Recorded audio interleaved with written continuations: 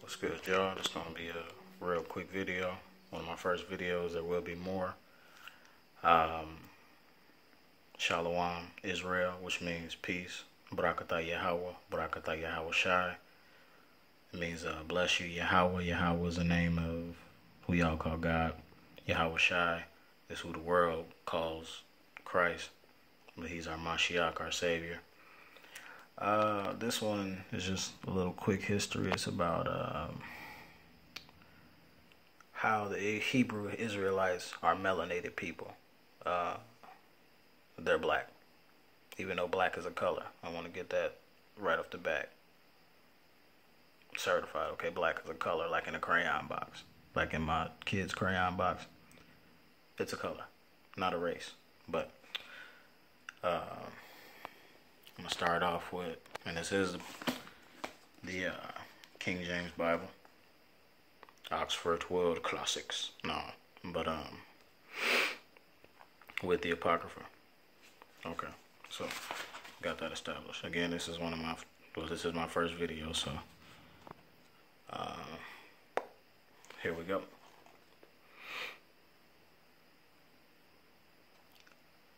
This is Exodus 4, 6, and 7. Okay. And the Most High said, furthermore, unto him, put now thy hand into thy bosom, and he put his hand into his bosom, and when he took it out, beheld his hand was leprous as snow. Okay, leprous means pale, devoid of color, no color whatsoever. As snow, that's common sense. So he was pale as snow or white as snow. After the Most High told Moses to put his hand on his chest and take it back out.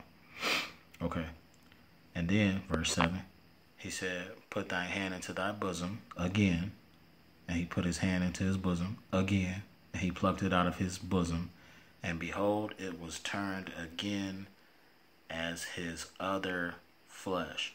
So if he went from something to leprous as snow, right?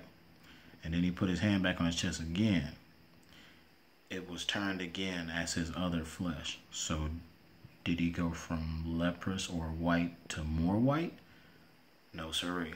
He went from leprous or pale or white back to black. And to back this up, now that's the first proof, so I'm going to just cross that one off. That's already the first proof. Again, Exodus chapter 4 and 6. To back up Exodus chapter 4 and 6, we're going to go to Exodus 2 and 12.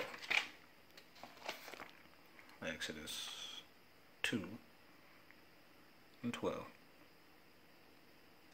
Now Moses, he spied an Egyptian smiting a Hebrew, one of his brethren. Okay, we've already established that Moses is a Hebrew, right?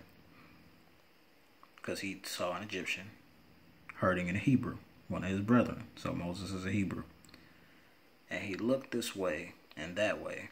Basically, he looked around, and when he saw that nobody was around, he killed the Egyptian. He slew the Egyptian, and he hid him in the sand. 13.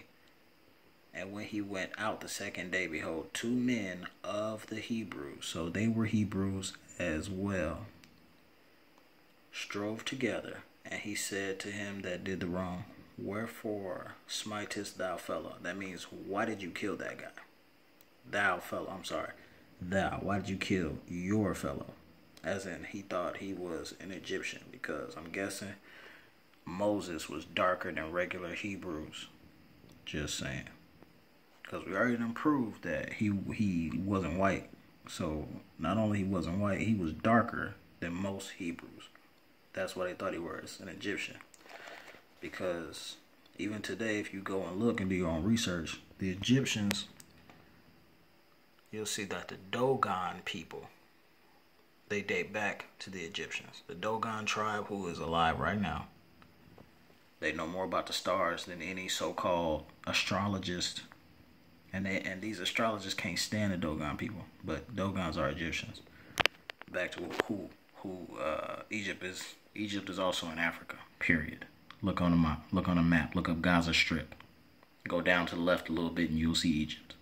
Anyway, Egypt is in Africa, but that's another video.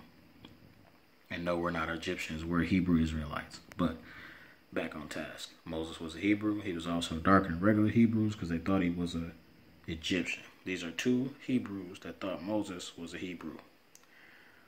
14. So Moses fled, and he said, "Who made thee a prince and a judge over us? Intendest thou to kill me as thou killest the Egyptian?" So basically, these guys thought he was going to kill them or hurt them because they thought he was an Egyptian. Instead of asking them, instead of letting them answer, you know what I'm saying? He just killed the man. Let him answer why he killed the man. Anyway. So Moses fled from the face of Pharaoh and dwelt in the land of Midian, and he sat down by a well. Okay, when he sat down, the priest's daughters, right? They came to water their flock, period. And the shepherds came and drove them away, but Moses stood up. Moses helped the priest's daughters, okay? And when they got back to their daddy, because he asked them, "And when thy came to Ruel, their father," he said, "How is it that ye are come too soon this day?" Basically, how'd you get back so fast? And they said, "An Egyptian delivered us out of the hand of the shepherds, and also drew water enough for us, and watered the flock." An Egyptian. Why would they call him an Egyptian? Because he was darker. Now, if they called him an Egyptian, and two Hebrews, who he obviously was darker than them, called him an Egyptian, I'm gonna go back to Exodus, right? Exodus, the next page, my bad. How could Hebrews be white? Moses was a Hebrew. Also darker than most Hebrews, I'm guessing. How could he be white? Leprous as snow. He put it in his hand again, put it back, and it would turn the same color as his other flesh. So what was the color of his other flesh? I can prove to you that Egyptians, the Dogon tribe, date back to Egyptians. The Dogons are an African tribe. They're a melanated people. They black. So these people thought Moses was an Egyptian, right? And Egyptians are black. And Moses is a Hebrew, correct? Is he not black?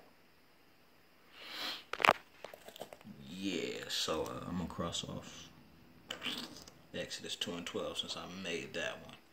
Now let's get to Deuteronomy 28:68, right?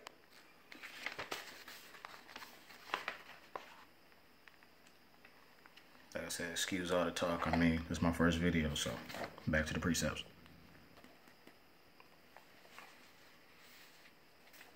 Nope, 68. Alright, here we go. "And the Most High shall bring thee into Egypt again with ships." Okay, Egypt means slavery. It means bondage. You can look it up. "By the way whereof I spoke unto you, thou shalt see it no more again. And there ye shall be sold unto your enemies for bond men, slave men, and bond women, slave women. And no man shall buy you." That means nobody coming to save you from that. Okay?